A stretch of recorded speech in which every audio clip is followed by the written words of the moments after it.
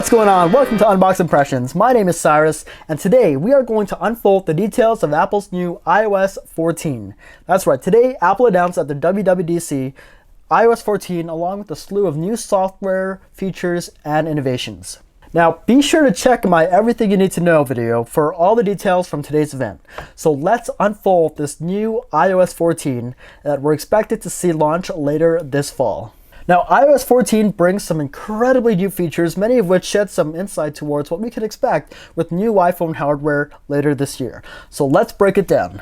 So the point of iOS 14 was to keep the fundamentals largely the same, but upgrade its features, rethinking the core elements of iOS. First thing is we have app widgets. Finally, apps can show you more detail just from the home screen, so you can arrange it in any way that you like. They've also provided a solution for pages and pages and pages of apps on your home screen. They provide you a way now to organize all your apps without doing a thing. This is called the app library. It's automatically going to organize all your apps in a single, easy to view navigation. This is done by simply hiding the pages that you don't need, and it organizes everything into your app library. You're going to see different icons, different categories. There's even suggestions, which is pretty neat. It uses AI to recognize what apps you use the most, and they're all sorted out into different categories. So you have games, you have photos, you have a whole bunch more categories to make it easier to find the apps that you're looking for. It's going to be way easier to get to the apps than before. Now, widgets. This is a feature that I've been waiting for such a long time. These widgets are of various sizes and incredibly detailed and feature-rich. This begins in your typical area where you see your widgets when you swipe to the right of your home screen. And what's really great now is you can tap and drag those onto your main app home screen. You basically select a widget from the widget gallery, and as more and more developers begin to update and tweak their apps to support this, there will be limitless ways to customize your home screen based on how you use your iPhone. Smart Stack will also automatically show you information that your phone recognizes as a pattern width, such as calendar, activity, and more, and this will typically appear on the very top of your widget screen. iPhone now supports picture-in-picture. Finally, similar to that of the iPad, picture-in-picture works the same way. So you're able to adjust the size, hide it, and access your controls, pause, play, or go back to full screen playback.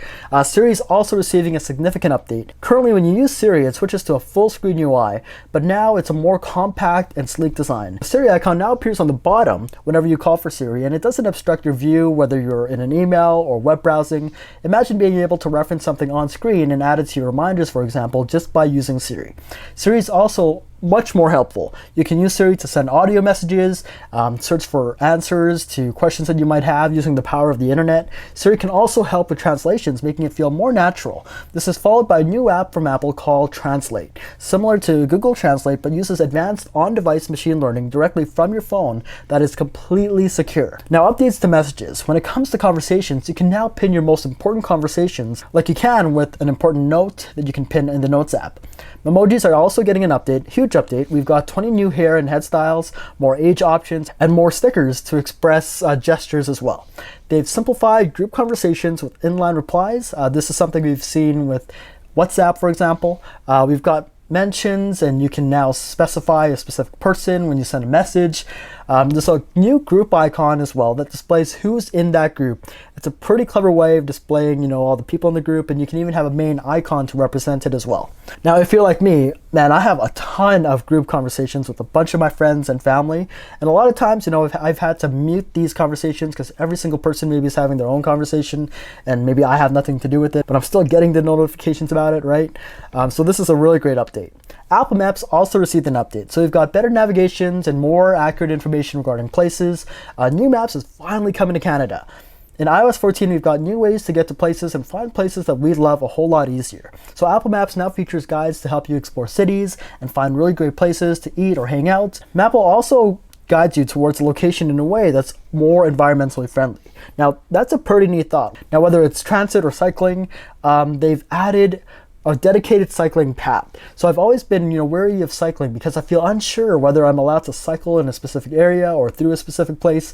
But with this, it makes it so much easier to navigate. Cycling is only available in a couple cities, including New York and Los Angeles, as well as some cities in China. Now, if you have an electric car, Apple Maps now has EV routing and factors elevation and weather to help guide your trip to reduce anxiety of possibly running out of electricity. Tons of updates to Maps, really great work. I'm looking forward to using Maps a whole lot more. Now, we've got some significant updates to CarPlay as well.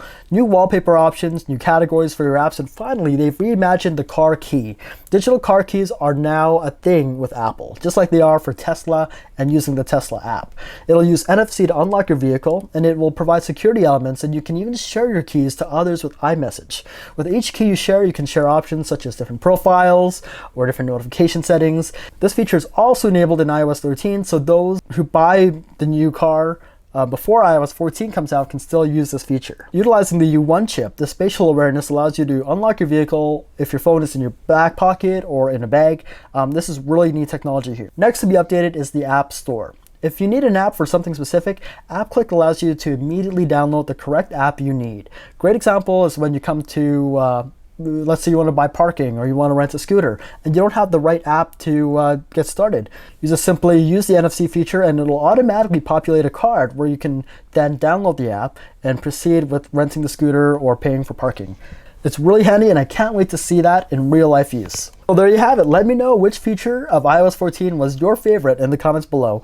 I was really thinking they were going to rename it to iPhoneOS 14, but that didn't happen this time.